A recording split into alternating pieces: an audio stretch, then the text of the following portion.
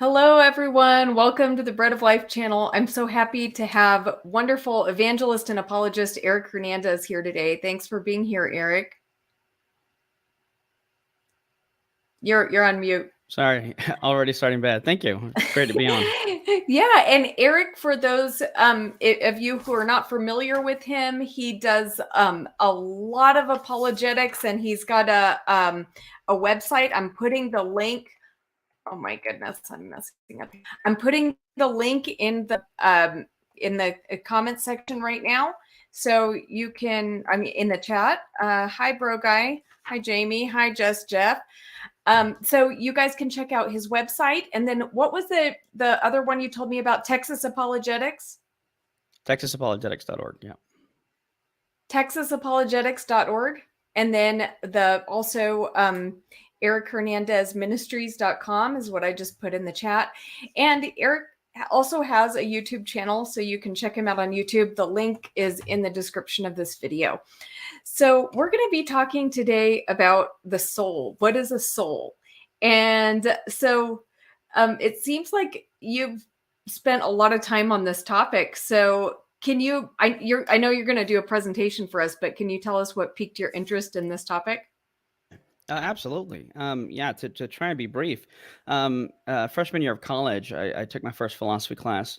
Later found out my professor was an atheist, but I really enjoyed the class. I learned a lot. I got to ask questions, which was unlike the church that I grew up in, where I got in trouble on at least 2 occasions for asking questions.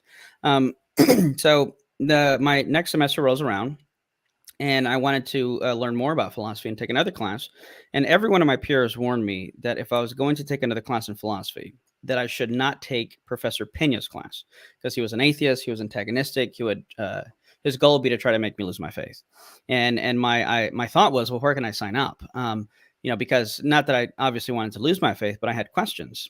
And I've always had the conviction that if something's true, and if all truth is grounded in God, then I shouldn't be afraid to learn anything that's true.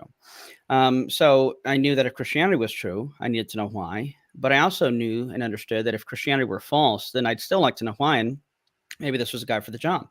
So the pivotal moment and day in my life in ministry, I'd say, is he walks in a class one day, and he pretends he reaches into his pocket to pull out this antidepressant pill. And he kind of gazes at it for a second and looks at it.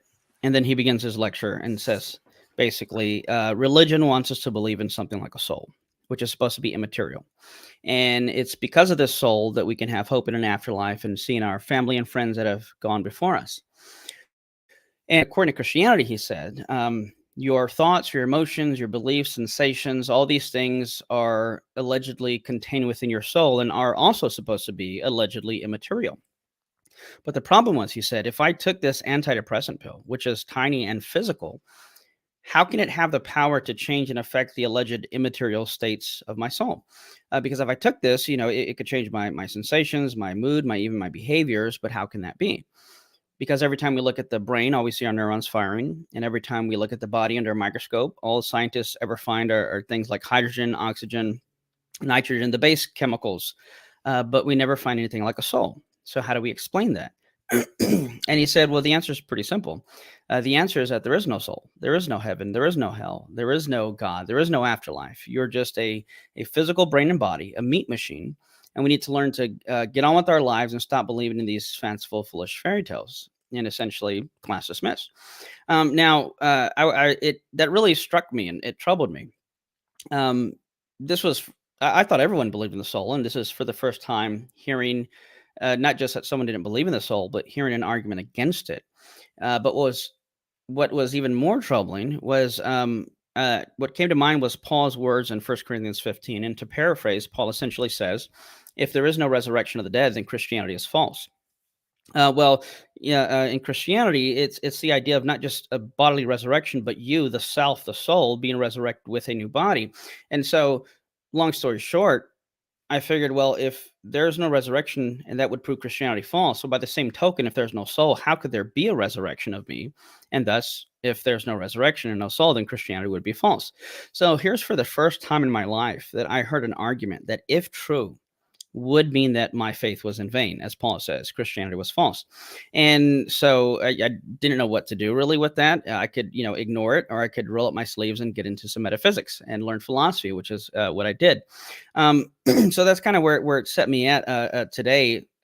Some years after I graduated from that community college, he was actually my first public debate on God's existence at a church I didn't even attend, and that's a whole nother long story. But sometime after that debate, I remember approaching him and I said, "I don't know how you're going to take this, because I know you're an atheist, but I just want to really thank you for allowing God to use you the way He did in my life, because if it weren't for you, I wouldn't be where I'm at today." So he's really what him and the other professor really indirectly pushed me into the area of philosophy and apologetics, and I'm very grateful for that. Wow, that is such a cool story. And so how did he react when you said that? He just kind of chuckled. He just kind of chuckled and, just kind of shrugged or whatever. But yeah. Yeah. Okay, so do you want to do your presentation on the soul, Yeah. and then I'll Yeah. ask So let's you jump some into questions? this. Okay. Okay. So let me pull it up. 1 second here.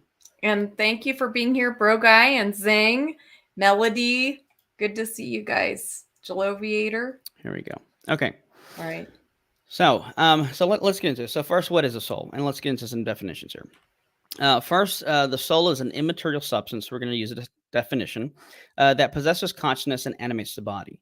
And we're going to focus on these two aspects of the definition, namely that's an immaterial substance and that it possesses consciousness. Now, because I know there's some non-believers watching, erroneously, I had people even stop me at this point and say, "Wait a minute, why are you saying immaterial substance? That's a contradiction in terms." No, actually, it's not. The first person to use the word and even coin the phrase substance was Aristotle. And he was actually talking about metaphysics because without going into all the intricate details, the word substance comes from philosophy originally, and it means to stand under, to substance, and it is a thing that grounds properties of a thing. Again, without going into too many details, so for Aristotle, immaterial substance was one of the main things he was talking about. It wasn't until later we adapted the word substance and applied it to things like science to talk about physical things. But we can get into more of that later if we'd like. Now, when it comes to talking about a case for the soul, I would say there's only really two basic points you need to present. And the first is that consciousness is not physical. And the second is that I am more than a brain and body. I am a soul. So let's look at this. Now, first of all, again, at this point, some people may say, "Well, how can we investigate this?" And some may even say, "How can we investigate this scientifically?" And really, the problem with this is that this is what's called a category fallacy, because science, while a wonderful tool for studying the physical world, is a tool that is limited to only studying the physical world. And the soul, if it exists, is by definition a non-physical entity. So I like to put it this way: to ask for, quote, scientific evidence or investigation to try to look into the soul would be like trying to use a ruler to measure your weight. It is simply the wrong tool for the assessment. On top of that, imagine this. Imagine that you have a friend of yours, and he comes to you and he says, "There's an invisible man in my house." And you being skeptical, you want to know, okay, I want to see if there's an invisible man in my house. And I'll stop sharing just for a second. And so you offer to investigate this claim for him, and you go to his house and you take a few hours to investigate, and then you come out and you're actually upset with him, and you say, I'm upset with you and I think you're lying. And he says, "Why would you think I'm lying?" And you say, "Well, because I just spent 2 hours investigating this invisible man that you claims in your house, and after 2 hours of searching, I never saw him anywhere. I looked under the closet. I looked under the bed. I looked in the closet. I looked in the bathroom. I looked everywhere, and not once did I ever visibly see this alleged invisible man." And of course, with the confused look in his face, he says, "Well, of course you didn't see him. He's invisible." Now, what he said in response doesn't prove that an invisible man exists, but what it does prove is that if you wanted to disprove his belief that there's an invisible man, you cannot appeal to your sense of sight to try to disprove something that cannot be seen by definition. Again, it's a category fallacy.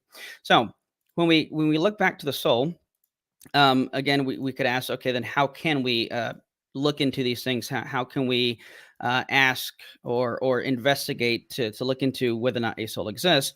And this is what gets into philosophy, logic, reason, and more particularly something known as a law of identity. Now, if you want the really big $5 word, technically, this is going to be Leibniz's law of the indiscernibility of identicals. But for short, we'll just call it law of identity or Leibniz's law. Now, according to Leibniz's law, it's a really simple principle, and this is going to be the foundation of what we're going to use going forward. Looking at the first point, the law of identity states the following. If some A is identical to some B, and in philosophy, identical means literally the same thing as. So, for example, if Eric Hernandez is the same person as your guest today, then Eric Hernandez and your guest are the same person. And we're actually just talking about one person, not two. And we're just using two different titles to refer to one person. Now, given Leibniz's law, if some A and B are the same, they're identical, then it would follow that whatever is true of one is going to be true of the other and vice versa. They're going to share all the same properties.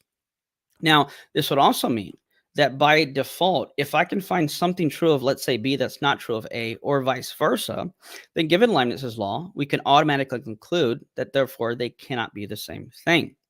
So to give an example, let's say you walk into a lab and you see two bottles of clear fluid, and one is labeled water and the other is labeled chemical X. But suppose the label of chemical X was ripped off and you couldn't read it. It was illegible. So what you do now is you're going to apply Leibniz's law to see if they're the same substance by seeing if they at the very minimum possess the same properties. Well, you see that they're both clear, they're both fluid, and you assume they must be the same substance. Until you turn over the bottle labeled chemical X and it says caution flammable. And you think, well, I know that water's not flammable, which means even if I don't know what chemical X is, I know that at the very least they cannot be the same thing because one possesses a property that the other does not. So let's apply this now to the first point of whether or not consciousness is physical. If there is no soul, and something like naturalism is true, then essentially what we have is what's known as physicalism, which is a view that human beings are identical or reducible to something physical. So if everything about human beings is just purely physical, then consciousness, if it exists, is going to have to be identical or reducible to something physical like the brain. Now, if that's the case, then just like Leibniz's law, then whatever is true of the mind is going to be true of the brain and vice versa. But by the same token, if we can find just one thing true of the mind that's not true of the brain or vice versa, then they cannot be the same thing, simply put, full stop. And if they cannot be the same thing and consciousness exists, well, then it would follow that physicalism can't be true and there must be something more to you than the physical. So let's apply Leibniz's law. Again, if what my professor said was true, then the mind and brain should be identical or reducible to one another, meaning we're just using two titles to refer to the same thing. But we know that's not the case. And again, all we need is just one example, and I'll give you three briefly. So take a state of my mind. My thoughts and beliefs, which are a state of my mind. My thoughts or beliefs can be true or false, but my correlated neurons firing aren't true or false. It makes no sense to say that these neurons firing in the left hemisphere are false, but the neurons firing in the right hemisphere are true. This is also just a category fallacy. In addition, my brain can be in a state that weighs, let's say, 3 pounds, but the thought that I'm talking to you right now doesn't weigh 3 pounds. We may be having heavy thoughts while going through this presentation, but no one's going to have to buy a neck brace when we're done with it. My brain can be in a state that measures 7 inches long, but the smell of a rose or the taste of a banana, which is in my mind, is not or cannot be measured 7 inches long. And so the point is simple. If all the properties of the mind are non-physical and all the properties of the brain are physical, well, then it follows that consciousness, if it exists, cannot be physical, and thus physicalism cannot be true. And now we go on to the next point, and that is namely, we can segue by asking the question, now that we know consciousness exists, and we know that it can't be physical because the mind and brain share different properties, well, now we can ask, what is the thing that possesses consciousness? What is consciousness? Because I know that I am conscious, and the question then becomes, but what kind of thing am I? Now, here's where we can break this down a little bit further to segue into this second point. I'm going to defend what's known as substance dualism, and we can define this as the view that I'm a soul that has a brain and body. So we can put it this way. I am a soul. When I say that I am a soul, I mean, in terms of identity, I'm literally identical to my soul. In other words, I have a body, but I don't, quote, have a soul, but rather I am a soul, and a body without a soul is nothing more than a corpse. And I like to jokingly say that I've changed my view recently because I now do believe I have a soul. Because a few years ago, I bought a Kia Soul, and it's orange and it's parked right now in my garage. But again, substance dualism being the view that I am a soul and I have a body. Now, let's put it this way. If I am identical to my soul and my soul is immaterial, then it would follow that I am immaterial if I am a soul. And if my brain and body are something physical, well, then it would follow that if I am a soul, that I cannot be identical or reducible to a brain and body. Otherwise, physicalism would be true. So this brings us to our second point. And I'll for the sake of time, I'm just going to go over a couple arguments for in favor of substance dualism, contrasting physicalism. So again, we're going to look and go to the law of identity. Let's suppose, for the sake of argument, that physicalism is true, and I am identical and reducible to something physical. There is no soul, like what my professor said. Well, if that's the case, human beings would be what we call mereological aggregates, and we can just use the word aggregate for short. What does that mean? An aggregate is a collection of separable parts held together in a certain structure. So, for example, things like watches, cars, or Lego bricks aren't aggregates. They're a collection of separable parts held together in a certain structure. Now, the thing about aggregates is that their existence and identity necessarily depend on the properties and parts and their structure. This here now we're getting into some metaphysics. So let me explain it this way. Take a tricycle. A tricycle is what it is in virtue of the fact that it has three wheels. Now, suppose we were to move just one of the wheels from this tricycle. Well, in a real sense, we can say, metaphysically speaking, that a tricycle has ceased to exist and a bicycle has now come into existence. And what this shows us is that when it comes to purely physical objects, aggregates, their existence and identity necessarily depend on the existence and identity of their parts. Now, with this in mind, let's talk about, let's go through a thought experiment. Suppose you have this car, and let's say that I change all the tires on this car. Now, the question then becomes, is it the same car? Now, some people may say yes, some people may say no. But let me push it a little bit further. Suppose we replace every single nut and bolt of this car, the windshield, the wipers, the steering wheel, every single nut and bolt, and then, give it a nice little shine. Now, the question is it the same car? But before you answer that question, let's take those replaced parts, those parts we just replaced, and let's put those back together. And now we would have two cars. And then the question becomes, which of these two is the original, if any? Now, regardless of your answer, I think what becomes clear here is that it shows us that when it comes to aggregates, to purely physical objects, they do not retain what's called identity through change or part replacement. So with this in mind, here's the first argument, known as the argument of identity through change. And we're going to go through a syllogism. Which is a disjunctive syllogism. Those are just philosophical words for meaning we're going to put sentences that lead to a conclusion. That's going to be a type of logical deduction. So premise one, I'm either a purely physical object, an aggregate, or an immaterial soul. Premise two, if I am a purely physical object, then I do not retain identity through change. So which of these two am I? Am I a purely physical object, or am I an immaterial soul? Well, that's going to depend on the answer to the question of whether or not I retain identity through change. So let's take a look. Suppose 7 to 10 years ago, I commit a crime, but they just now find the evidence. Now, we know on the basis of science, we know that every 7 to 10 years, your body replaces virtually every cell. So every 7 to 10 years, you get almost a brand new body. So again, suppose 7 to 10 years ago, I commit a crime, and then I get a knock on my door from a detective. And he says, Eric, we just found the evidence to convict you of a crime that was committed 7 to 10 years ago. And I say, Jay, look, you know that physicalism is true and that we're just purely physical objects, aggregates. And the person that you're looking for is actually a different set and structure of properties and parts.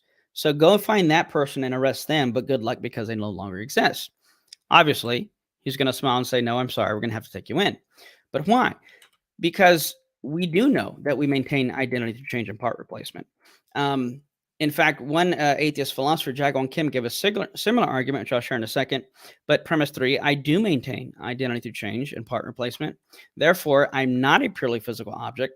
And based on that, it would follow that, therefore, I am a soul. Jaegwon Kim, atheist philosopher of mind, he gives an interesting argument similar to this line of reasoning. And he says in 2001, um, um, in 2001, this brain and body did not exist. But I did exist in 2001, and therefore, by the same line of reasoning, it must follow that I'm neither identical nor reducible to a brain and body. The second one would be the indivisibility of personhood. Again, same premise, starting with the first. I am either a purely physical object or an immaterial soul. Premise two. Purely physical objects can be divided and exist in various percentages or degrees. Now, to understand this, let's pause for a second and talk about degreed properties and non-degreed properties to understand the argument. Degreed properties are things that can be divided and exist in various percentages or degrees. So, for example, something that is soft can be softer, something that is hard can be harder, something that is loud can be louder, and so forth. These are properties that can exist or fluctuate and change. Now, contrast that with non-degreed properties, which are properties that cannot be divided and cannot exist in percentages or degrees. So, take, for example, the property of being even. These are all or nothing kind of things. So, the property of being even. Consider the number 2 and the number 6. Both numbers, number 2 and 6, are both even. They both possess a property of being even, but it makes no sense to say that the number 6 is, quote, more even than the number 2, because evenness is an all or nothing kind of thing. It either is or it isn't, and there is no in between. So, with this in mind, let's now apply this to purely physical objects and persons. If physicalism is true, then I am identical and reducible to my body, something physical. Now, take something like a table. If we were to cut a table in half, let's say chop it in half, burn the other half, it would make sense to say that we have 50% of a table. But God forbid, if I were to get in an accident and say I lost half my body, let's say my limbs, it would follow that I had 50% of a body, but it wouldn't follow that I am now 50% of a person. In other words, while it makes sense to say that my body can exist in percentages or degrees, it doesn't make sense to say that me as a person exists in percentages or degrees, which again would follow that therefore I am not identical or reducible to something physical like a brain and body. Now, some may argue, well, it's not the body that is what grounds your personhood, being a person, but rather it's something like the brain. But consider these images that you're seeing are people who have rare conditions known as either Dandy Walker syndrome or another condition of what's known as anencephalic disease, where some people are either only born with, say, 70% of a brain, 65% of a brain, or even in surgeries where they've actually had to remove a percentage of someone's brain and where there's like a cavity in the brain. So again, it would make sense to say that these people have 70% of a brain, but it wouldn't make sense to say that they are only 70% persons. Now, granted, they may lose functioning, but they're not losing, quote, personhood. In addition to this, note if we attribute any type of intrinsic value or dignity to persons, but if persons are identical and reducible to their physical bodies or brains, then it would follow that, let's say, those with more mass and matter would be more valuable or more persons, if you will. So, for example, men are typically larger than women, but I don't think anyone would want to argue that therefore men are more valuable or are more persons than women, if you will. So the question becomes, does having more mass and matter mean that you matter more? Well, if the answer is no, well, then it follows that I cannot be divided or exist in percentages or degrees because being a person is an all or nothing kind of thing. I either am a person or I'm not a person. There is no in between. And thus, if I cannot be divided or exist in percentages or degrees, well, then it follows that I'm not a purely physical object. Therefore, I am a soul. I know that was a lot, and there's a lot more we could go to, but I don't mind stopping there and just seeing where you're at or what you'd like to push on from there. Well, that was really awesome. And we've actually have a lot of questions in the chat and comments. So do you want me to take questions from the chat right now, or do you want me to ask my questions? Whatever you want. I'm totally open to it. Okay. Okay. Well, yeah, I'll start with the chat questions. Some of these are unrelated, guys. If they're unrelated to the soul thing, then I'll come back to them maybe at the end. Okay.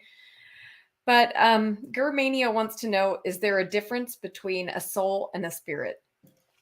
Yeah, so good question. Yes, there's a difference. To try and be brief, and I apologize, post presentation, sometimes I tend to talk fast, especially I I have ADHD, and sometimes it gets me to talk fast. And if I don't catch myself, I try to slow myself down when I can. Soul and spirit. Uh, so substance dualism. Dualism means twoism. And substance dualism is essentially the idea that when it comes to an embodied person, there are two things at play: an immaterial substance, and then a physical thing, namely a brain and body. So that means when I say I am a soul, that means I am the soul. I'm identical to the soul. That is who I am at my core. Now, there's another view known as a tripartite view, or the trichotomous view, in which is a view that there are actually three substances: body, soul, and spirit. I don't hold to that view. I used to. It's a popular view in evangelical circles, but I don't hold to that, and I would even say I think it's unbiblical. Let's look just at briefly a philosophical reason why. So the best way to explain this, because when I often say I'm a substance a dualist, some people say, "Oh, so you don't believe in the spirit?" And I say, "Well, no, that's not what I said." And they say, "But the Bible talks about body, soul, and spirit." Yes, it does, and it also talks about a person's heart, a person's face, a person's mind. David's face fell, or his heart was heavy. So it talks about a lot of things, but that doesn't necessarily mean we separate these things into individual substances. So the best way to view it is this way. Here's a question to think about. And it's a trick question. I'll say that up front. If I were to ask a person, what part of you taste? Is it your taste buds, or do you taste? Well, it's a trick question, because the answer is I taste through the faculty of my taste buds, right? It's not an either or. Now, note here, while we have one body, there are different faculties or aspects to our body, right? I have two hands, but it's still part of one body. I have taste buds, but it's still part of one body. So in the same way, the soul is a substance with different capacities and faculties. So just as my tongue is the faculty of my body that I use to taste, so too my soul has faculties such as my mind, such as my spirit, things of that nature. And within those capacities and faculties are my potentialities, my abilities. So I would say that the spirit is a faculty of the soul, and it is specifically that faculty or part of the soul that allows me to communicate with God. Now, go back to the trichotomous view. If we're going to separate these things into three different substances, and the spirit is indeed that faculty that communicates with God, and I am a soul, well, then when, quote, I'm praying, then it's the spirit praying, not me, the soul. So who's that guy over there, and what's he doing here? Right. But if I am the soul and it's me praying, well, then what's the spirit doing? In other words, I think it leads to some unnecessary problems. And if we could say and see that the spirit is actually just a faculty of the soul, I think it kind of removes a lot of those other issues. Biblically speaking, without going too in depth, you see even from Genesis that God put his breath into Adam. So you have something physical, and then you have the ruach, they're different words, ruach, nefesh, depending on Greek or Hebrew. So God puts something into something physical, and then man becomes a living being. So I would think that that's even presupposed there in Scripture. A lot of other things there to talk about, but again, to make a short story long, that's how I would describe the differences, that I am a soul, and within my soul, there's different faculties, and one of those faculties is the spirit. Okay, so now I have a question related to that, which is, do you feel that it's the soul that's regenerated when someone comes to faith in Christ? Is that how you understand it? Yeah. So remember, on my view, I'd say that I am the soul, right? Okay. So let's even get a little bit more biblical with it, maybe to help better with the perspective. Paul talks about something what we call the intermediate state of existence, Hmm. where if you and I were to die today, prior to the final resurrection, we would exist in a disembodied state. And Paul talks about this as a state of nakedness, so to speak. He talks about an earthly tent and a heavenly body. And he says, I'm conflicted. I'd love to be with the Lord right now, but I also don't want to live in this state, without this earth, without a body, in the state of nakedness. And he wants to be with the Lord, but he also wants to stay and help the church. And well, to live is Christ, to die is gain. So he's like, whatever happens, I'm good with it. But he gives us some insight into this intermediate state where you exist disembodied, which means, again, at my essence, this is why I say I am a soul. It's not that I, Hmm. quote, have a soul, but I am the soul. So if I am saved, then that would be synonymous with saying me, the soul, is being saved, because I am a soul. So Yes. yeah, it's the soul that's being regenerated. Okay, and then so um There was a question here. I lost it now, but it was a good one.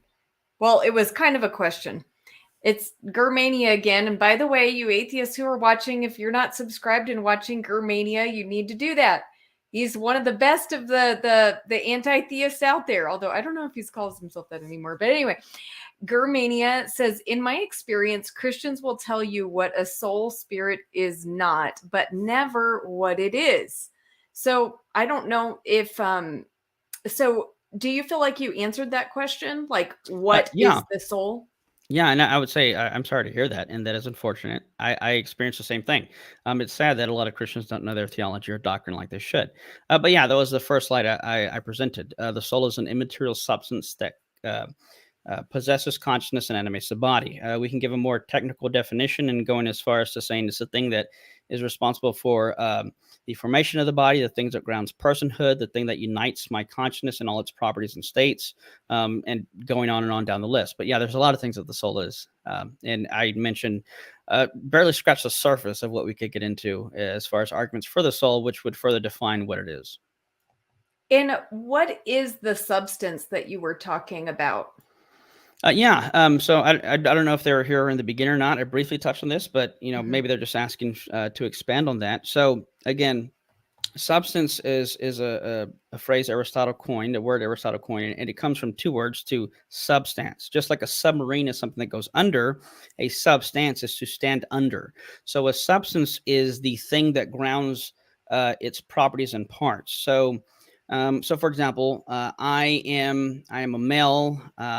I am I have certain capacities for reproduction. I have a certain hair color. So you have all these properties, right? I'm a certain height, certain weight, and whatnot. But there's something that owns that. Metaphysically speaking, when we look at properties that are instantiated in the external world, we can note that properties don't just float around existing in the air by themselves. So, for example, the property of being red, right? If I'm driving down the highway, I'm not trying to avoid hitting the property of redness. What I'm trying to avoid are objects that possess the property of redness. So whatever that thing is a thing that is grounding that property. In the same way, substances, historically speaking, were simply the things that ground the properties that they possess. It's something that is it's going to continue through change. It's something that is a whole in and of itself. That's one of the many things I could have talked about that we didn't get into. Again, think of substance and aggregate, right? An aggregate is a collection of separable parts. A substance is a whole in and of itself. To get a little more technical, um, to throw out some big words here, the way it's defined in philosophy is that substances are what we would say they are ontologically, they are wholes that are ontologically prior to their parts. Aggregates are things that their parts are ontologically prior to the whole. What does that mean? Ontology has to do with the nature of existence. So take something like a car, which would be an aggregate. If I were to remove a tire from a car, then that part of it being a tire, it remains and keeps its identity and existence as a tire, even though it's not connected to the car, which means that for aggregates, their parts must exist ontologically prior to the whole. Now, contrast that. In other words, without the parts, you won't have the car. And when you take these parts off the car, they keep their identity and existence. So it's the whole that depends on the parts. Contrast that with the substance. Take a dog. A dog would be a substance. If God forbid, a dog gets hit by a car and its tail is severed, it continues to exist as a dog, whereas the part of the tail will cease to exist and lose its identity. And we know this from the fact that within a few days it will decay and just cease to exist. So for substances, the wholes are prior to the parts. For aggregates, the parts are prior to the whole. So a substance, one of the many things, again, lots that we can go into, but the substance is a thing that grounds its properties. It's a continuant throughout change in time. It's the thing that when we're talking about souls, it's me, the self, the thing that possesses and animates the body, and it's what grounds my conscious properties and states. Cool. And I am going to ask other people's questions, but I'm putting GERS up because they're kind of following a train of thought. And it's so, can a soul exist without first having a brain? Can a soul exist without first having a brain? I mean, there's nothing logically contradictory about that statement. I don't think that's the case. I don't think souls exist without brains, but going back to talking about ontology, souls, I hold to what's known as the Traducian view of the soul, which is also a lean towards something called organicism. Essentially, what that is the idea that it's actually the soul that is what drives and forms your body. That the soul is what's kind of using the building blocks of DNA to put together the type of body that it needs. Now, for those non-believers, I know that that may sound out from left field. I would encourage you to look into something called organicism. I think there's a book I once heard Moreland recommend called How the Leopard Either Got Its Spots or Lost Its Spots. I can't remember the exact title, but it's the idea that you have this whole that is driving a system, working in harmony and working together towards a certain teleological end, a certain goal. And so, on my view, the body, if there's a body, it presupposes a soul because a soul is ontologically prior to the body. Just as we talked about substances, how a substance is a whole prior to the parts, in the same way, the soul is the whole that is prior to the body, ontologically speaking. Now, I think that happens simultaneously. So I'm not sure how familiar your listeners are with philosophy and metaphysics, but there's a difference between logically or ontologically prior versus chronologically prior, right? The number two is logically, the number one is logically prior to the number two, but not necessarily temporally prior, because if numbers exist, they exist all at once. So hopefully that didn't cause more confusion than answering the question. But yeah, I think it's possible. But on my view, I think souls and bodies come into existence at the same time. Okay. And then so okay, I'm trying to skip through, guys, and just see which questions haven't really been addressed. Well, this is an easy one to put up. Apologetics 101 wants to know, do you have a book on this? I don't have a book on it, but one of the great books I'd recommend, I do have a book coming out later this year on witnessing to non-believers, that I have a chapter that touches on some of this stuff. One of my favorite books is by J.P. Moreland, Body and Soul, Human Nature, and the Crisis in Ethics. It's technically written for graduate level people studying philosophy, but I mean, I think it's a great read. There's another more lay level book, if you will, that he wrote, and I'm trying to look for it. It might be on my shelf, but I think it's just called The Soul: How We Know It Exists and Why It Matters, also by Moreland. So that's like a pretty thin one. This is more the thicker version that goes into a lot more of the technical stuff and relates to things like abortion, euthanasia, in vitro fertilization, and how personhood and soul relates to all those things. It's quite fascinating. Okay. Now Theophilus wants to know, okay, what's your opinion on split brain patients who develop two personalities that disagree? A split brain patient is a theist on one side, but atheist on the other. Does he still have one soul? Yeah, this is a common question. So, for those that would care to, you can go on my YouTube channel. And I address a lot of these questions in a little bit more detail. And I've also done debates on the existence of the soul with Matt Dillahunty. I debated Aaron Roll on the soul. David Smalley, I was on his radio show. We talking about the soul a little bit. So split brain. So I think the question he chose to ask, I think a better question would have been something different, because here's why I say that. If something's conscious, I would argue it has to be a soul, because consciousness is immaterial, and you would need some immaterial substance to ground consciousness in the first place. So if anything is conscious, it has a soul. But what he's talking about in particularly is what essentially, when people ask this question, they're trying to ask, how does this relate to the existence of the soul? Because even if this were the case where there are some people argue it's two different persons or a new person comes into existence, regardless, note that the question wouldn't prove or disprove. Actually, it wouldn't disprove there's a soul, because if you still have consciousness, and if a soul is required to ground consciousness, well, then you have a soul nonetheless. So the question really is, how do we explain this, or what's going on here? And there's a few different views on this, but essentially, I can put it this way. If think of a person, the soul's relation to the body, like a musician's relation to his instrument. If I were to take a guitar, my ability to play the music is going to be dependent on a cause and effect, or just a dependence relationship between myself and a proper tuned functioning guitar. In other words, if I popped a few strings on this guitar, then perhaps I could no longer play the music. Or if I only popped one or two strings, then perhaps I'm no longer able to, say, play the note C. Now, does it follow from this that therefore I don't exist, or that I am just reducible to a guitar? Or does it follow that the note C is inside of the guitar, and if I broke it open, the note C would fall out? No, those things follow. All it shows is there's a cause and effect relationship, or maybe even a dependence relationship between a musician and his instrument.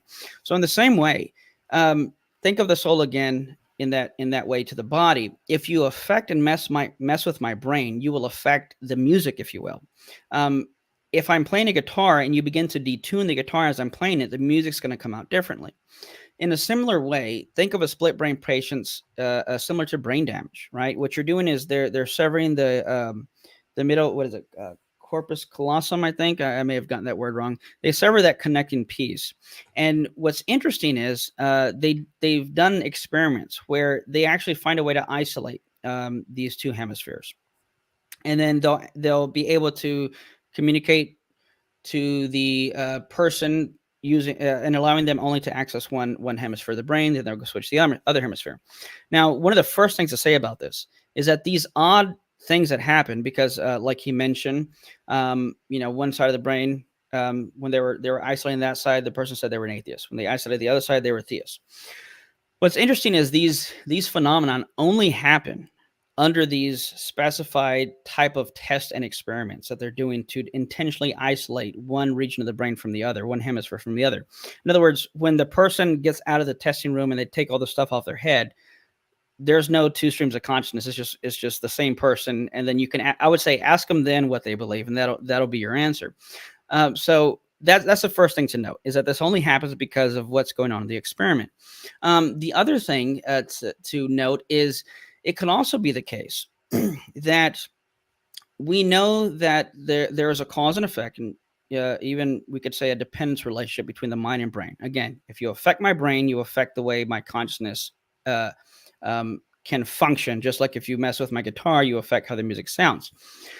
So we know that when you have a thought, there are certain correlated group of neurons firing. Now, it may be the case that, let's say, someone's reasons for believing in God may be associated with a certain hemisphere of the brain. And again, I don't know exactly where this is at, but so don't quote me on this, but it's the principle I'm getting at here. Let's say a person's doubts are correlated with the right hemisphere of the brain. And over time and over years, a person has come to find satisfactory answers to these, but these answers are more correlated with the left hemisphere of the brain. Well, then it would make sense that if you isolate these hemispheres and you're asking the person when they only have access to the right side of the brain, then all they can access, if you will, are their doubts. And they're going to say, yeah, I don't believe in God. And then when you switch to the other hemisphere and isolate that, well, the person's now a theist, because that's where the brain patterns are associated with the answers that they come to. So regardless of how you want to look at it, one, I'd say it doesn't disprove a soul. It just shows that there's an interesting phenomenon happening when you mess with the brain and do these experiments. The person is conscious, so there's still a soul.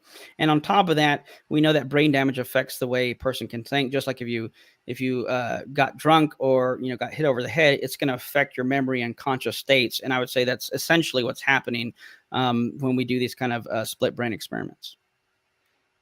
Okay, thank you. And actually, I have a friend that asked a question related to this, not here in the chat, but asked me one time, and maybe this is like too much, going too far for this conversation, but why do you think God made brains if we, could have the consciousness and the mind like without the brain? Then why bother with brains? Yeah, so I would say that first I'd say that our souls are in its most natural state. A soul is meant to be embodied. So God created souls to be embodied.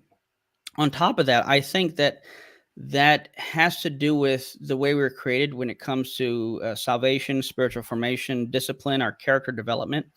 So you look at something like Romans 7, where Paul says, what I want to do, I don't do, and what I don't want to do, I end up doing. And he says, I've come to the conclusion that there is nothing good within myself. And then he clarifies, he says, that is my flesh. And he talks about this notion that there are sinful inclinations embedded within the members of my body. So certain habits, if you will. And then he talks about in other instances about renewing the mind and then submitting the body, beating my body into submission. And you have this interesting picture of, to quote another verse, where someone said the spirit is willing, but the flesh is weak. So you have this war, if you will, that even Paul says it's a war against the flesh and spirit. And what I think this does is it puts us in positions to exercise discipline, to exercise character development, to exercise spiritual formation. So this is essentially the idea behind fasting, right? Um, uh, for believers, when we fast, it's not, we starve ourselves so God can listen to us. When used as a spiritual discipline, what you're essentially doing is you're telling your body, I know what you want, and I know you want to eat, but I am submitting my body and disciplining it to pretty much tell the body, you're not in charge. I do. I tell you when you get to eat. You don't tell me when I get to eat. So you Mm. begin to feed the spirit or the soul, if you will, as opposed to the flesh. And again, this is something Paul talks about. So I think this falls in line with just the way God has created us to grow in Him, to grow as people, to grow in character, to grow in our spiritual formation, and to grow in our discipline. Wow, I love that answer. That is so cool. About fasting, I mean, and maybe I can make a little clip video of that. But okay, so do you think okay, I have a good friend of this channel and this is another related question because he had some things that went wrong with his brain and he got quite delusional. He was a very devoted Christian and he like started having delusions and things, and now he's an atheist. And he feels that just even believing in the possibility of supernatural things could bring him back to a state of delusions, basically like um it's better for his mental health to not believe in God and God's power. So what would you, just as a kind of pastoral response to that, what are your thoughts about that, and how do you think God like would advise this person? Yeah, so really good question, really sensitive question. Now, first thing I would say, and of course, not knowing your friend personally, is I hope he's getting professional help. I hope he's getting professional counseling. And it's essentially, to answer the question, I'd have to, attempt a psychoanalysis. Again, not knowing him, but I'll say this much, and let's just talk about a hypothetical person as opposed to your friend. Hmm. I know that. So I've talked to someone that had a somewhat of a similar experience, not knowing all the details, but someone who had similar experience. And I remember, but instead for him, he was saying, he feels like in order for him to believe in God, he was actually a Mormon, then became a Christian, then became an atheist. He had some mental issues that he dealt with, and I said, so what would it take for you to believe in God again? And he says, well, I think I would just have to have some kind of experience, a religious experience of God. And my question was, and how would you not write this off as just a delusion Hmm. or hallucination or something? He goes, I don't know. I said, so it sounds like the one thing you're asking for is the one thing that'll be the easiest to just wipe away. Um, now, speaking of this hypothetical person, that relates to your friend, yeah, I in that professional help that I hope he's getting, I would wonder what were some of these delusions that he was having, what were some of the experiences he was having, what were the triggers to that, why he thinks it would be better for his mental health, because essentially, so for example, if we're talking supernatural, that word literally means beyond the natural, right? Just like Hmm. Superman is beyond human, beyond man, supernatural is beyond the natural. The soul would be supernatural. And note the presentation I just gave is not some religious experience type of hypothetical mystical experience. I'm using deductive logic and reasoning to show, well, if this is the case and that implies this, well, then it must mean I can't be identical or reducible to something physical. Hmm. So, and I wonder what he means by, this would be better for his mental health. Again, without knowing the details, not asking for the details, I would be curious as to what these triggers were that caused whatever it is he was experiencing, and I think he'd be a perfect candidate to look into these things in a strictly logical way. Not necessarily trying to think. In other words, set the question of miracles aside, set the question of all these other things aside that whatever were possible triggers to him, and let's just ask, what kind of thing is a human person? What kind of thing is it something physical, something non-physical, and go from there. I know Jeffrey Schwartz. I don't know him personally. Jeffrey Schwartz. I know he wrote a book called "You Are Not Your Brain." Another book I think called Brain Lock. He's one of the world's leading neuroscientists. Specializes in the area of OCD, anxiety, depression, and he's an expert in what's known as cognitive behavioral therapy. And this relates to what's known as neuroplasticity, which is another argument I would use for the soul with respect to free will. Essentially, um, he took brain scans of his patients with OCD, and you could see what the brain looked like in the brain chemistry, and then he gave them this prescription, if you will, of how to challenge the thoughts that were imposed on them by these external factors, physical factors in their brain. Because someone with anxiety or OCD or depression, they feel a certain way, not because they choose to. This is not within their willpower to control, but the whatever deficiency of chemicals in their brain may cause certain feelings or emotions to arise within that person, such as again anxiety, depression, Mm-hmm. OCD. Um, I've never had that, but I can sympathize with the person. I remember one time I woke up from a really weird, dumb nightmare. Like, a puppet was Mm-hmm. chasing me, right? Trying to kill me. And then I wake up and I know it was just a dream. I know it was a dumb dream. And I wake up to go to the bathroom and I notice I'm still afraid. And it was odd. And it only lasts for about 15 or so seconds. And what I came to realize was that my brain was flooded with these chemicals that made me afraid. And when I Mm-hmm. woke up from the nap, although I knew I was in a safe environment, those chemicals that induced fear upon me hadn't flushed through my body yet. So it was Mm-hmm. interesting to be in a position where I know I'm perfectly safe and yet I'm still afraid because there are these chemicals still flushing through my body. That's in some sense kind of what people with mental disorders experience. And as I mentioned, I have ADHD. I know what it's like to have something imposed on me against my will. Mm-hmm. Now, what Schwartz does is he, without going into all the details, he teaches a person how to counteract and how to deal with these negative thoughts that arise from a person's uh, chemical activity. And after a few months of doing this type of cognitive behavioral therapy with these patients, he took another brain scan of the same patients, and he noticed that their brain chemistry had changed. So essentially, by thinking differently, they were able to rewire the neurons in their brain. This goes into Mm-hmm. neuroplasticity. Mm-hmm. Your neurons, the synapses, can connect, reconnect, and stretch in amazing ways. So what I think this shows with respect to the soul is that if you were just something physical, you would have no free will and you wouldn't be able to change anything about your brain chemistry because whatever you're Mm-hmm. doing is going to be caused by the brain chemistry. So, in order to change that, you have to be something transcendent to and beyond something supernatural like a soul in order to counteract and change the physical determining factors that are inducing these thoughts or feelings within your mind. I bring that up to your friend. I think that'd be something that would be really helpful for him to look into. And if he is Mm-hmm. serious, again, I don't know him. I can't necessarily psychoanalyze him. Mm-hmm. Assuming there's no pride involved or any bitterness towards God, if he's genuinely serious, I would recommend looking at Jeffrey Schwartz's work and asking himself some of the questions that I was talking about. Why he thinks this would be better, and again, hopefully, getting professional help with that. Yeah.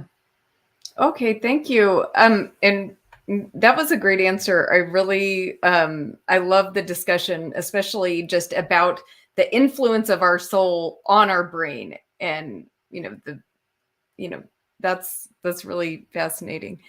Okay, now here's another question from Chad. Doesn't the first premise of Eric's disjunctive syllogism that either physicalism or dualism is true assume the falsity of non-physicalist positions like panpsychism? Right. So good question. So in a disjunctive syllogism, you're only considering two options on the table, right? So in other words, in a sense, yes, but that's the point of a disjunctive syllogism. In other words, think of it like a bracket, a tournament, right? You have person A versus person B, and whoever wins out that now goes to the next level, and now they're going to compete against the other side of the bracket, whoever won from person C and D, right? So when we look at disjunctive syllogism, either A or B is true. Well, A is not true, therefore B is true. So right. If we wanted to look at this, then we can look at something like panpsychism. Now, panpsychism is interesting. I think one of the most popular level, well-known atheist proponents, and I did say atheist proponents, is Thomas Nagel. He's a proponent of what's called panpsychism. Now, what is panpsychism? In a nutshell, pan meaning all, psychism talking about consciousness or the soul. Thomas Nagel some years ago wrote a book called Mind and Cosmos: Why the Neo-Darwinian Conception of the Universe is Almost Certainly False, something to that extent. Mm-hmm. One of his main arguments in the book is how Neo-Darwinianism, evolution, basically cannot explain the existence of consciousness. It's what we call the hard problem of consciousness. Mm-hmm. And in a nutshell, the problem is that, to oversimplify, is if we look at the evolutionary process, assume there's no God, all you have are a collection of parts that arrange themselves into more complicated parts. But he argues you're not going to get consciousness squared into existence from that. This would be the equivalent of taking a red brick house, replacing some bricks, adding some, taking away some, and then changing the structure and expecting a rearrangement of red brick structure to give you the color blue. It's just not going to happen. No matter how many parts you replace, change, or what the structure you put it in, red bricks are not going to, a structure of red bricks won't give you the color blue. And that's essentially what he's arguing when it comes to consciousness. You're not going to be able to just rearrange things and get consciousness squared into existence. And that's a problem. So what's his solution as an atheist, Thomas Nagel? He says, well, something like panpsychism must be true. What is that? It's the idea that consciousness is fundamental to reality. In other words, consciousness did not evolve, but it's always been here. And it is quite literally latent and potential within every piece of matter. Now, I think that's bizarre because essentially this microphone has the potential to be conscious if you put it under the right physical conditions. It's there, it's latent. It just needs to be unlocked, if you will, by rearranging it, by putting it in a different type of structure. Now, the structure is not what gives rise to the consciousness, but rather allows the consciousness to emerge, if you will. But what's interesting here is the implicit concession he's making.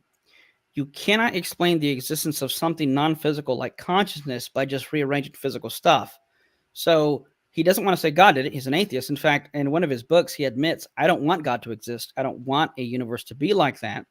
So, punting towards panpsychism, he says, well, it just must have been here all along.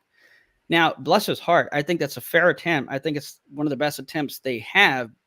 But even their best attempt, I think, is such a poor ad hoc, in my view, nonsensical attempt, because in order to explain consciousness at all, he has to appeal that everything must be conscious, whereas on theism, well, the best explanation for finite conscious minds like ourselves is that in the beginning was one God, an infinite consciousness, if you will, that created all these finite consciousnesses. So it's essentially the idea you cannot get something from nothing. Well, where does consciousness come from? Well, it can't come from matter. That's like getting it from nothing. So Nagel says, well, it must have always been here, which is really not even an explanation. It's just a bold assertion. And then on theism, it says, well, it's because God, being eternal and by definition being who he is what gave rise to all these finite consciousnesses.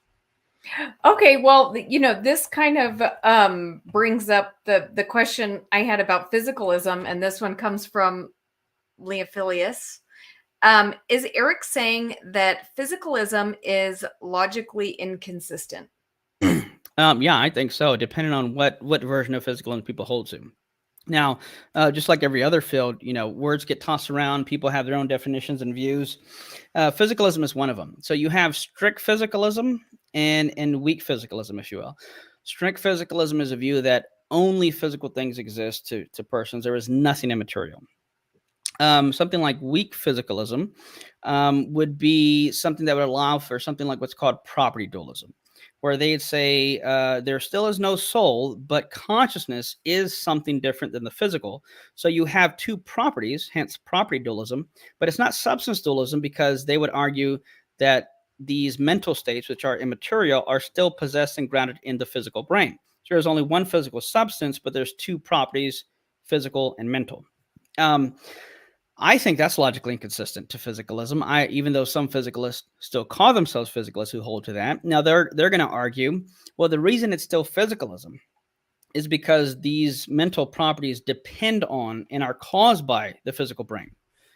Well, even if I grant that, I don't necessarily think that's the case, though without going too deep, because obviously you can stimulate my brain and cause me to think something, but I don't think this is what gives rise to consciousness.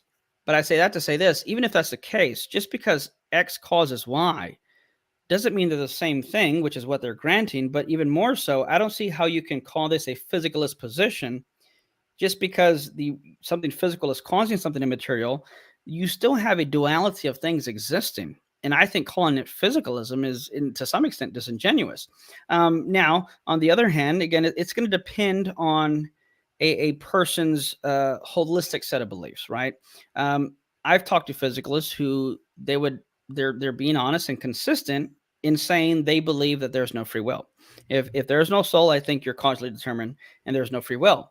But then when you ask them why they believe this, they begin to give you this explanation, which has the underlying assumption that they have the freedom to change their mind, the freedom to study, the freedom to look at these ideas, and the freedom to come to their own logical conclusion.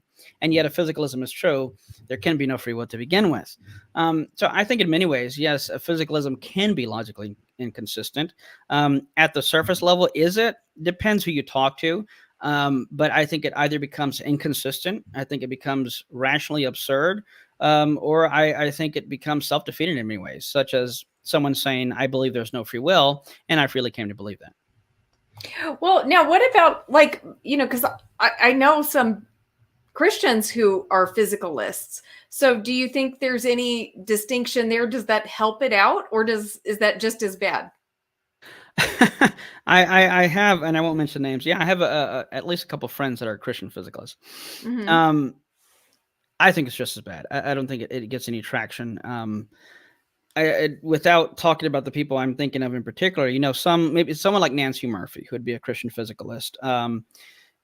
Some of their arguments is that the idea of dualism is importing Greek philosophy into the Bible, and that it was never what they were talking about.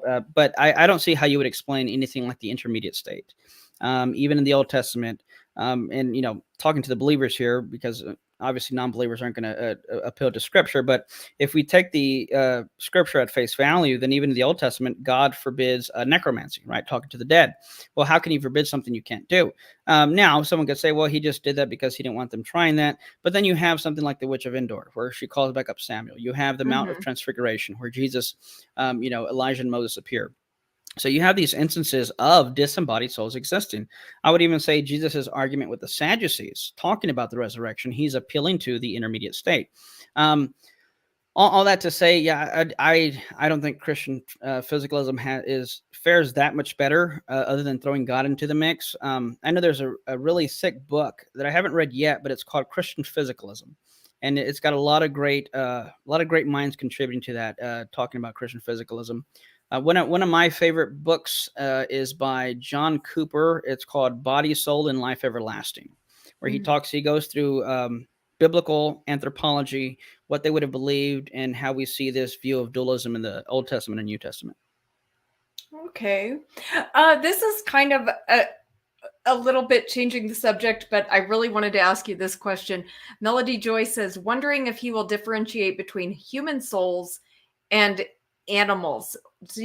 Well, she said other animals, but I don't think humans are animals really. But anyway, so do you think that animals have souls? Absolutely. Yeah. So back to what I said earlier, if something's conscious, it needs a soul, right, to ground that consciousness. If animals are conscious, they have souls. If you look in Hebrew and you read Genesis, and when it talks about God creating the land creatures, it literally says He creates the nephesh creatures, the nephesh land creatures. So even in the Hebrew, it's using a word for soul to describe land animals. So yeah, I think biblically and philosophically, there's warrant to believing that animals have souls. Again, they're conscious. Now, I don't want to go that deep. We can go to another question, but essentially, I'll say this much: not all souls are created equal. Every type of soul is different when it comes to whether you're talking about animal souls, dog souls, cat souls, and whatnot. And there's ways to look at that, but we can one area that we can touch on is this. For example, I'm conscious, and my dog Bella is conscious. We both have souls. We both have the capacity for consciousness. But you notice that we have this higher level order capacity. What do I mean by that? I can have thoughts.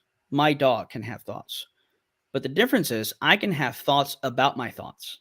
I can have beliefs. My dog can have beliefs, but I can also have beliefs about my beliefs, whereas my dog just rises to the level of having beliefs or thoughts. But can I have beliefs about their beliefs or thoughts about their thoughts? So I think that is grounded, all these capacities and faculties are grounded in the soul. And I think that's going to be evident in what's called an a posteriori way, an after the fact investigation type of way, that when we look at the brain, we see that it's built different, right? Our brains are more intricate and complicated than dog brains, and I think that points to the kind of souls that we have. So my higher level order capacity would require more gigabytes, if you will, and that's why my brain is more complicated than something like lower animal brains. Now, okay, I'm asking this question for Bree from Hive Science. I don't know if she's still here, but uh, do you think so? Do you think like insects have consciousness? So do they have a soul? Good question. Yeah, so I don't know. Okay. Possibly, but theirs would be a very limited type of soul if they did have a soul. So the rule of thumb generally is that because this essentially, setting animals aside for a second, this gets into what's called the problem of other minds. Because don't even think about animals for a second. How do you know I'm conscious? How do I know you're conscious? Right? How do we even? Because I have non-believers or atheists. They'll say, "Oh well, consciousness is something the brain produces." Well, how do you know that? Because every time we see consciousness, we see a brain tied to it. And my question is, wait a minute, how do you see consciousness to begin with? You don't see consciousness, right? I like how Moreland once put it: a neuroscientist can know more about my brain than I do, but he can never know more about my mental life than I do, because my brain is accessible to a third party observer, whereas my thoughts are only accessible through a first person introspective. It's called private access. If consciousness were simply physical, then looking at my brain would show you my thoughts. It doesn't, because why? My thoughts aren't physical. There's a correlation, but they're not the same thing. So that being said, how do I know anyone's conscious? Well, I think so. If I step on a Lego and I scream ouch, I know the qualia. That's a technical word. I know the mental sensation. I know what that feels like mentally. And then I see you step on a Lego and you have the same bodily reaction that I do. Well, I'm safe to attribute what I felt to you and say you must be conscious as well. So I think even just the problem of their minds to begin with, I think is something that we could say, well, we base it off how similar or analogous is this to me when I experience these things. That being said, I think we can do that with animals, but the lower we go on the food chain, if you will, the harder it is to kind of differentiate and be able to identify how analogous or disanalogous it is. So the rule of thumb is the less analogous it is, the less justified we are in attributing a soul to that certain creature. Okay. Now, what about beings like angels and demons? Do you think they're made of the same stuff as our soul? I wouldn't call it stuff, right? Because we don't want to Okay. think in physical terms, Right. but I get the question. But essentially, yes, I think they're of the same nature. Is I think the best way to put it. So even in science, you have this genius species relation, which again, a lot of this comes from philosophy, right? Aristotle. Mhm. So genus would be kind of like the umbrella thing, and then the species would be all different types of that genus. So when we're talking metaphysics, you can look at the genus species of person being the genus, and then you have the species of that genus. So I am person human, right? I'm a Mhm. person, but I'm human. So my genus is person, human. But then you take someone like God. God is person. God is three persons, but he's Mhm. person divine. Then you have person angelic or person demonic. So I think, yes, angels, God, demons, us, we all fall under, we're persons. We possess personhood, but it's in species that we differentiate. So whatever our nature is, I would say is quite similar to nature of things like angels and demons. Cool. Okay. Now we said we were going to go for about an hour, but I still have some questions to ask you, and there's still some questions in the chat if you're okay. Yeah, go for it. Okay. Awesome. So, Lance Independent asks, how does Eric handle accounts of physicalism which deny phenomenal consciousness, the hard problem of consciousness, and so on? For instance, Frankish and Dennett's illusionism. Yeah, so I think, good question. I think this is a clear example where physicalism becomes inconsistent and, in my mind, just rationally absurd. Dennett would deny what's called phenomenological consciousness. What is that? It's the thing that I'm aware of, the immediate access that I have. Um, so, for example, if I were to ask you, how do you know the difference between pain and pleasure? Well, it's not by looking at your brain chemistry, because you know if you're in pain or pleasure before we knew anything about brain chemistry. It's based on the qualia, the phenomenological consciousness, the experience of what we're feeling to know, am I in pain or am I in pleasure, right? There's nothing physical we have to look at, again, because this is a material. Now, someone like Dennett would deny that qualia exist, and he would write off consciousness as saying it's just an illusion. The irony the irony here is that in order to have illusions, you have to first be conscious. so, so to say consciousness is an illusion is to implicitly grant that consciousness exists. So he shoots himself in the foot. And, one wonders if he was conscious when he wrote that. So, yeah, I think that's where it clearly becomes self-defeating for people. It's called eliminative materialism, where they deny consciousness altogether. Someone like William and Craig debated him. What's his name? Alex Rosenberg, who says beliefs don't exist. Well, I wonder if he believes that, right? He believes that beliefs don't exist. So, yeah, I think this becomes irrational, nonsensical, and self-defeating. Okay, cool. Thank you. Okay, and then maybe we already asked this. I'm trying to go over, guys, if you have questions that I have not put up yet, then please re-put them in the chat, because I probably missed some stuff, but I do have a few questions here. Okay, this one, I don't know. Do you have an answer to this? Skyworks 600 says, what are the properties of souls and what are their lifespan? I'm not sure by what he means by lifespan. Properties of souls would be, if I'm understanding it correctly, what he's getting at. So a property is easy definition of a property are things, words that we describe that end in ness or ly or ness, like triangularity, or redness. All these things are properties. What are the properties of the soul? Well, it depends what state it's in. So think of something like water, which is a physical substance. Water can come in three different states. It can be solid, it can be a liquid, it can be a gas. But the properties of water are going to depend on the state that it's in. So when water, a substance, is in the state of being hard, it has a property of hardness or solidity. When water is in the state of being a gas, it has a vaporous state, and so on and so forth. So what are the properties of soul? It depends what state I'm in, right? It depends on what I'm feeling, depends on what I'm experiencing. I can have properties of being joyful, a property of appearing too redly. I'm seeing a red object, a property of being happy, of being depressed, or certain states of being happy and depressed. So it's just going to depend. But any properties that can be possessed by conscious things are potentially the properties of souls.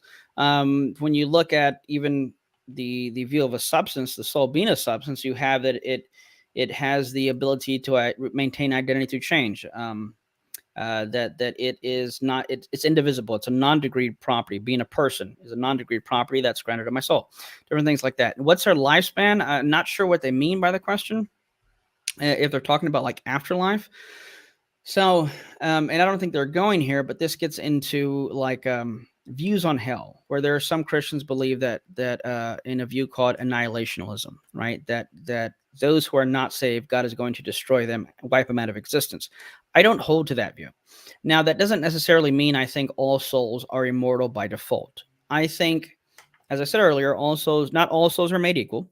And I think that human beings will be immortal, but we're going to be immortal because we bear God's image. And I've heard Moreland argue that it would be immoral of God to destroy something that bears his image. So by default, we get a pass, if you will, to be eternal and immortal. So we're not going to cease to exist. Now, animals don't bear God's image. So that'd be a separate question as to whether or not God allows them to continue to exist in the afterlife or not. I'm a decided, some days I lean towards yes. I think so. We know there'll be animals in heaven, the Bible talks about. Whether or not they'll be the same animals here, I'm not sure.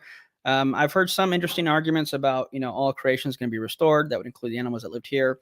Either way, animals have souls, but given that they don't bear God's image, there's no guarantee, if you will, like when it comes to our souls, given that we bear God's image, we're going to be eternal. There's no guarantee of that for animals. So hopefully that answers the question, because it's a little bit of an odd question, but I think I got the gist of it.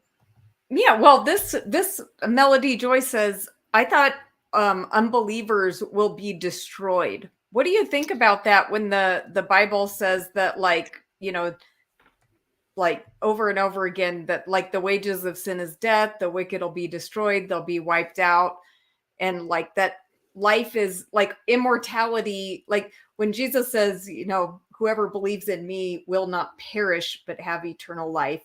So it seems like he's giving immortality to the people who believe in him. So what do you think Yeah, about so I haven't studied this too in depth. Admittedly, I'll that? say that up front. I know a friend of mine, Chris Date. He's an annihilationist. I think he gives a great case for it. I some of the reasons I wouldn't hold to it is because what I said earlier. Moreland argues about that we bear God's image, and I would say it seems that it would be immoral of God to destroy something that bears His image. The talk of the language of eternal destruction and death. Well, you see that, for example, when you look at the who was it, the prodigal son, right? When he left, what did his dad say? He said, "My son's dead to me." Right? It didn't mean that he was literally dead. It seemed to me and seemed to imply a separation. And from what I understand, is a lot of times death is alluding to a type of separation. Right? When Adam and Eve, quote, died, they were separated from God's presence. The Bible talks about the second death. What is a second death? It's eternal separation from God. You have these other ideas of even death in our bodies is a separation of the body and soul. So I think the language there is being used to describe separation. It is being used to it's figurative, if you will, but I don't think it's referring to a literal destruction of wiping something out of existence. You see Jesus allude to a story of the rich man and Lazarus, right? Where one's in hell, the other one's in paradise, or Gehenna, Sheol, and the other one's in paradise, and they both seem to be conscious. They're both talking. They haven't been wiped out of existence. Now, someone may argue, well, that God's going to do that at the final judgment. Regardless, I think that this seems to show that there is continued existence after death, and I would just lean back to what I said on us bearing God's image. But again, haven't looked too deeply into it. It's not an issue that is something to divide on. It's not an issue whether or not someone's saved or not. People have different beliefs, and I tend to be more comfortable with disagreement than a lot of people. So I just haven't looked into it much. Okay, Apologetics 101 says nefesh can mean wind, air, and it can mean life. It really just depends on its context. Either way, it is referring to my essence. What makes me alive, body or soul? Soul. Now, remember, we are souls. Right. So it can't be the body that makes you alive, because the body is just something physical. You will exist at one point disembodied. So on top of that, and then look at verses like where it talks about Jesus, where he gave up the spirit, he gave up the ghost, right? There's this, in other words, that would imply death. Adam didn't come to life until that nefesh was put into him. Now, yes, nefesh can mean wind or air, or it can mean life. Absolutely depends on the context. So what we see, though, again, is when it talks about giving up the ghost, giving up the spirit, there's something, it's alluding to that in particular to talk about death. So if you are a soul, and if you are going to potentially exist disembodied without a body and yet still exist, then it is a soul that is what is alive, because you are a soul. Hence my definition, the soul is an immaterial substance that possesses consciousness and animates the body, because I am the soul. I am what moves the body. Cool. And then Bro Guy wants to know, does an AI have a soul if it becomes more intelligent and self-aware than a human? Or as much good question. as? Yeah, so I don't think AI is ever going to become self-aware, conscious. I think it's a problem of metaphysics and ontology. The same reason that Nagel would argue that you can't just get physical stuff, rearrange Lego bricks, and get consciousness. In the same way, you're not going to get machines coming together and then consciousness squared into existence. In fact, artificial intelligence, I think, is even somewhat misleading, because really it's not intelligent. It's not thinking. It's just operating by programs. So, for example, if if I created a calculator and I put 2 plus 2 equals and it said 6, did the calculator make a mistake or did the programmer made a mistake in its programming? Well, obviously the programmer, right? Because the calculator, it doesn't have the capacity to make mistakes. It's just following whatever I put into the system. I think it's the same with artificial intelligence, if you will. So I don't think they're growing in intelligence, so to speak. I think there's a software that's being developed that allows it to react to certain inputs and give outputs.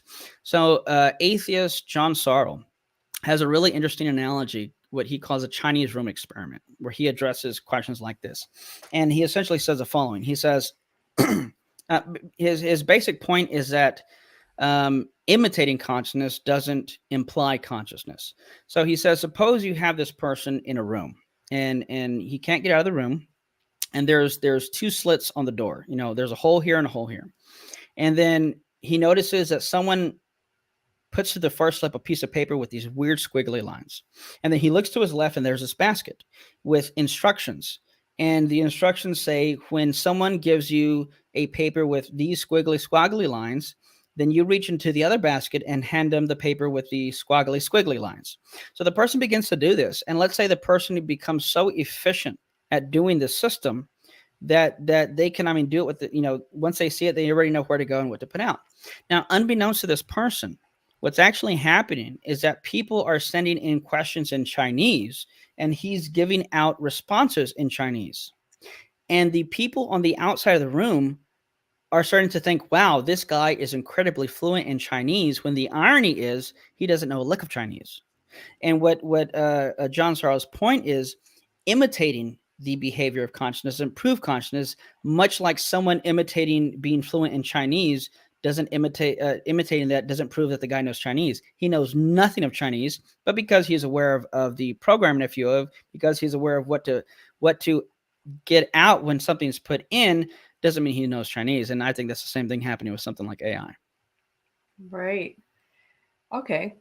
Now we have a Christian physicalist in the chat. And so I think he's challenging you a little bit. He says, if Jesus went to the earth for 3 days, what did he mean his spirit was entrusted to God? I'm not really sure where he's coming from on this. Do you know what he's going for here? No, I'm not sure. Okay, Jamie, you need to clarify. Yeah, Jamie, clarify it for us, because I feel like I don't remember, it being said that way, but okay. So anyway, let me just, and maybe that'll be our last question from the chat. So Jamie, we'll give you a chance to clarify, and then I'm going to kind of stop putting up questions from the chat. And I see Luke 23:46. He may be alluding to this. Jesus called out with a loud voice, Father, into your hands I commit my spirit. Probably that's what when he's he had said about. this, he breathed his last. But I don't necessarily see this tied to the question he asked about Jesus going right. He word for 3 days. But there's a number of things this can mean, of entrusting your spirit to someone. It could just be alluding to him giving up the ghost, things of that nature. Yeah, so I don't know. I'm not sure what he's getting at with that. Yeah, the reason it's a little confusing is because Jamie, that seems to be disproving your point. His spirit or his soul was going to God, right? So, but anyway, let's see. Okay, but I don't see Jamie. Oh wait. Okay, here we go. No, that's not a clarification. That's the old one. Okay. Jamie says, for defining spirit going to heaven. I don't understand, Jamie. We'll have to have another conversation about that. But I did want to put this up because Zhang wanted to know from the beginning. It's a little off topic, but what does Eric do for a living? So why don't you tell us a little bit more about your ministry and what you're up to? Yeah, so I am the apologetics lead for Texas Baptist. That encompasses everything from speaking at churches in Texas. With the Baptist Convention, we have about 5,400 churches affiliated with us in Texas. And that encompasses everything from speaking at churches, doing training with groups, small groups, youth groups. And one of my main jobs is I organize 3 what we call the unapologetic evangelism conferences. You can go to texasapologetics.org and you can see more information there, where we get some great speakers. Our next one, we're going to have guys like Michael Ancona, Clay Jones, and Dan Wallace be some of our keynotes. And we've had some great speakers in the past: Frank Turek, J. Warner Wallace. We've had J.P. Moreland, who I've mentioned. A number of great guys. And yeah, so I get to do that full time. It's a dream come true. Now, as a side note, to anyone thinking, that somehow I do this because it's my job, I got the job because this is what I love to do. I didn't begin to love to do this because this was a job. In fact, this job didn't exist prior to me coming on board. I don't say that to brag. I say that to show, there's no one's getting rich off this stuff. This was something I genuinely love to do. I told you my story of how I got into this, and it was really just a passion I had, a conviction I had. And I just noticed God began to open doors. In fact, prior to this job, when people ask me, what did I do before this? Truth be told, I had 3 or 4 jobs, busting my butt, cutting grass 8 hours a day in the summer, coaching cheerleading. That's another long story. Coaching cheerleading, working at a school as a paraprofessional, getting $15,000 to $17,000 a year, but it had good insurance for my family, so I kept that. Even everything, including dumpster diving. That's another long story. Wow. Where retail stores would every few months or quarter. Retail stores like, let's say, Office Depot, they'll throw away their inventory that hasn't been sold or inventory that was returned and it's perfectly brand new still in the box. I would find that and sell it in garage sales or sell it online. So I was doing everything I could to provide for my family, but at the same time, answer this calling, this passion, this conviction that I had. So while I love what I do now, I've only been in this position for about 5 years, and I don't want to give the impression to people that, this is why I do this because, this is what I do for a living. It's not what I did for most of my life. It was really just, again, a conviction, a passion that I had, and seeing the need for it in our culture. My goodness, that's a whole nother story. But yeah, so for the past going on 5 years, I've been the apologetics lead for Texas Baptist. And so can you share what makes you passionate about this? What do you want people to know? What is the most important, thing that you hope to achieve with doing this? I guess it depends who I'd be talking to when it comes to the church, because I can sympathize with a lot of non-believers. As far as either being hurt by the church or just being upset with Christians. Sometimes a lot of my sermons are just fueled or inspired by me being angry with the church or Christians, and I'm just yelling from the pulpit, and they love it. But it's really just, I put it this way. I mean, had it not been for the grace of God that I'm still saved and I'm here today as a believer, because there was a lot of people who had stories similar to mine who left the faith, but for me, and, I tend to be more stubborn in many areas. For me, when I looked at the way the church acted in some ways, or when they wouldn't take my question seriously, in my mind, that didn't mean therefore God doesn't exist. It meant, well, these Christians aren't doing what they should be doing, and they're not following Jesus like they should be following him. So for me, it almost drove me more to think, God, I don't want to. I want to know who you are, not who these people say you are. Because look at the way they're acting. That can't be you if you exist, and I want to know. So that's what drove me. And then I look back, and even today, I see a lot of people who are going through things similarly, and it breaks my heart. There's a story I share in the past of. Whenever I usually talk on apologetics at churches, there's some stories I share, such as a story of a young man who was an atheist, but his mom forced him to go to church. And so he went to church and started asking questions. And then, it got to the point to where the pastor got mad at him and said, you know what, if you're going to come to church, you need to sit down, shut up, and stop bothering people with your questions because you're bothering people. And my goodness, you have a young man here who was a junior in high school. And then when I went to go speak at this church, he approached me and says, hey, you said you're an apologist and you said we could ask you questions later. Given that you don't come to this church, the rule doesn't apply to you. So do you mind if I ask you some questions? And that broke my heart. Even now, gosh, try not to tear up, but just seeing how he was treated, and it upsets me on the one hand because, gosh, the church isn't being the church. And then seeing people giving up the faith or thinking atheism is rational because you have Christians who just have not been able to articulate and defend the gospel and have reasons like the Bible tells us to love God with your mind, be ready to give an answer, destroy strongholds, contend earnestly for the faith. And I can end that with this, which is very convicting. I love to, when I teach on apologetics, I love to start with Matthew 5:13, where Jesus is talking and he says, you're the salt of the earth. But if the salt loses its purpose, He says it's no longer good for anything but to be thrown out and walked on by people. Now, because there's such a wide technological gap from the time this verse was written to now, we tend to miss the point of the illustration. So to understand the point Jesus is making, we have to first understand what was the purpose and function of salt in these biblical times. Well, back then, they didn't have refrigerators, obviously, so they couldn't store their food and their meat in a fridge to make it last long and prolong the shelf life. So instead, they would use salt, and salt acted as a preservative to keep meat from spoiling or perishing or rotting, and salt was a preservative to prolong the shelf life of meat. Now, with this in mind, we look at Jesus' illustration. You're the salt. And given the context, the meat would have to represent the world, the society, the earth that, the world that we live in, our culture. So the first question to ask is the meat going bad? Obviously, yes, it is. The meat's going bad, right? Look at the news, look at social media. Now consider the next implicit point he's making here. Suppose you live in these ancient times and you go to the local market to buy a bag of salt, and you come home and you begin to add this salt to various pieces of meat. But then you notice something strange. You notice no matter how much salt you add, or no matter what type of meat it is, the meat continues to perish and rot and spoil just as it normally would, as if it had no salt to begin with. If this continues to happen, then at some point you're going to have to step back and stop asking what's wrong with the meat. And at some point you have to step back and ask yourself, what's wrong with the salt? That is convicting to me, because when the meat goes bad, Jesus does not look or blame the meat. He points at the salt. So you're saying it's our fault that there's all these atheists out here? I'm saying in a large part, yes. I'm saying if we could act more Christ-like and do what the Bible says, gosh, I think there wouldn't be as many. I mean, how many atheists do you know who said, I got hurt by the church, or the church couldn't answer my questions, or the church treated me like this or that? The story I told you of the young man, gosh, how many of that could have been prevented?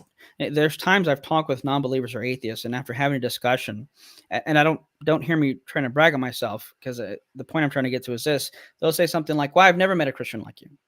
And I have two reactions from that. My first reaction is, wow, great. Well, hey, let's keep talking. Let's have a discussion. Let's continue the conversation.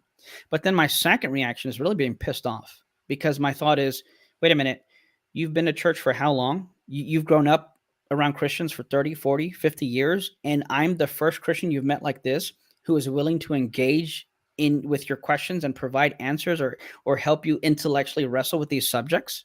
Really? In the 30, 40 years you've been around Christians? That's upsetting.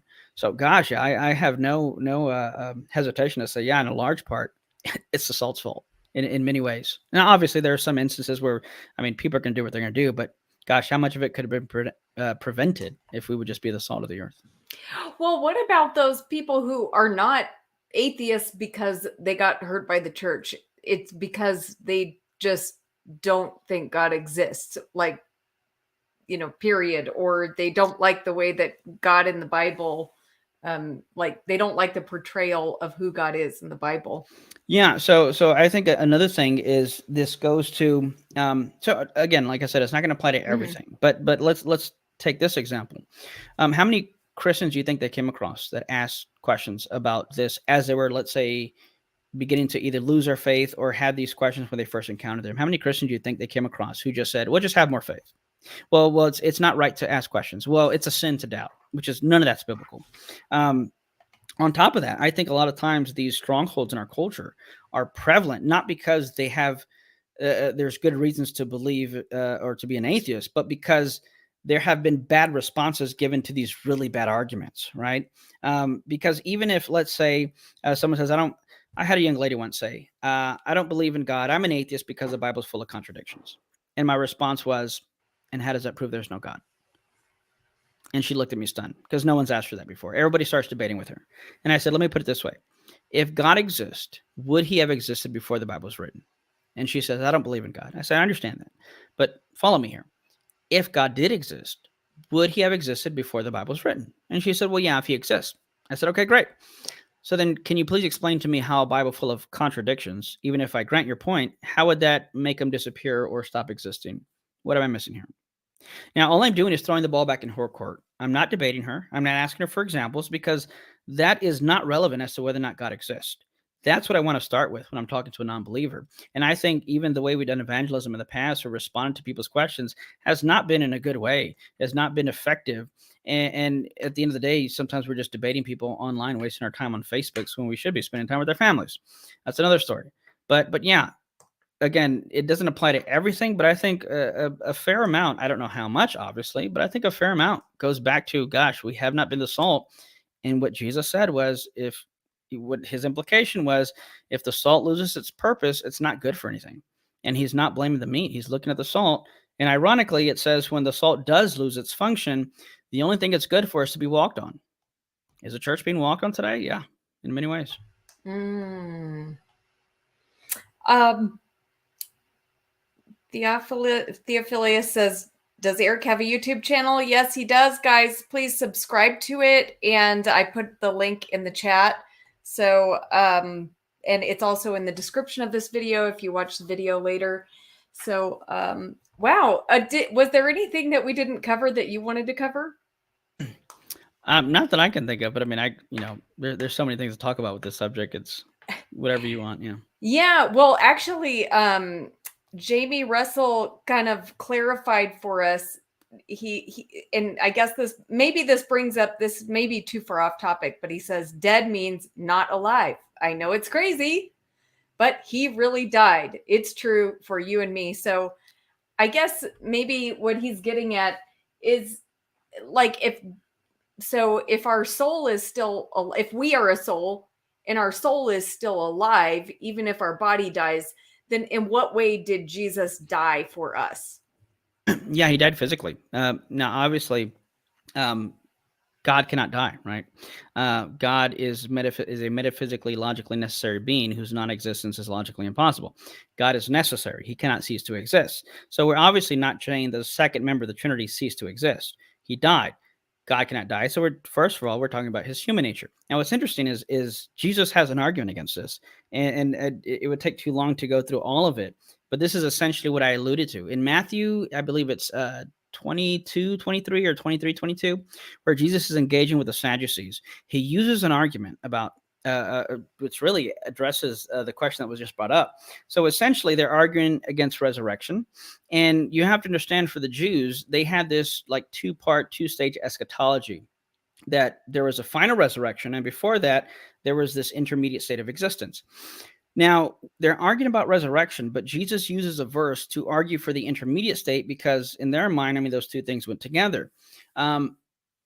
Again, I'd love to go through the whole thing, but let me just cut to the chase of the point. He quotes a verse from Exodus 3:6, and he says, let's talk about the resurrection. He says, haven't you read? And he's being sarcastic with them because he's talking to Sadducees who were experts who memorized scripture. And his question is, haven't you read this? He says, doesn't Exodus 3:6 say that God is the God of Abraham, Isaac, and Jacob? Now, he's quoting a verse to try to prove resurrection intermediate state. But the verse he quotes is odd. It's weird. It has nothing to do with resurrection. And this is for a few reasons. One is because, like, if you want to use a verse for resurrection, you go to Isaiah, go to Daniel, maybe Jeremiah. But he quotes Exodus. Why? Because they didn't believe that the other books of the Bible were inspired. They only believed in the first five, the Torah. That's one reason. On top of that, Exodus 3:6 to them was like our John 3:16. It was a verse they quoted all the time. They loved it, which makes it even funnier when you realize the fact that he says, haven't you read this? he's being snarky with them. And he quotes Exodus 3:6. And his entire argument is based on the tense of the verse. The Sadducees were essentially Christian physicalists. The Sadducees did not believe in resurrection. They did not believe in angels, spirits, demons. They did not believe in an intermediate state. So he says, essentially, let me paraphrase. Jesus is saying, is it the favorite verse you like to quote? Doesn't it say that God is the God of Abraham, Isaac, and Jacob? And is God not the God of the living and not the dead? In other words, the verse doesn't say God was the God of Abraham, Isaac, and Jacob. The verse says God is the God of Abraham, Isaac, and Jacob. But God, here's a problem. If your view is correct and there is no afterlife or intermediate state, then Abraham, Isaac, and Jacob have ceased to exist a long time ago. But wait a minute.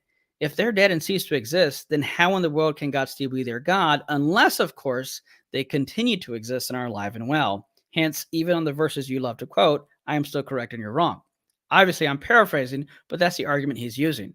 Essentially, that there's a continued existence. These people have died, and if the Sadducees' belief is true, then he can't be their God, but he is, therefore they must still exist. Awesome.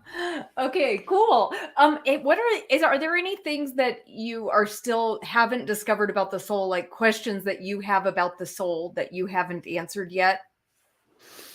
Um, I mean, there are a lot of there are questions I've had that I've come to satisfactory answers on. Um, because for me, it's really just is there a coherent model of something? Because there's going to be some things that we're just going to be limited to, perhaps because our lack of technology or lack of what we understand about things like the brain and whatnot.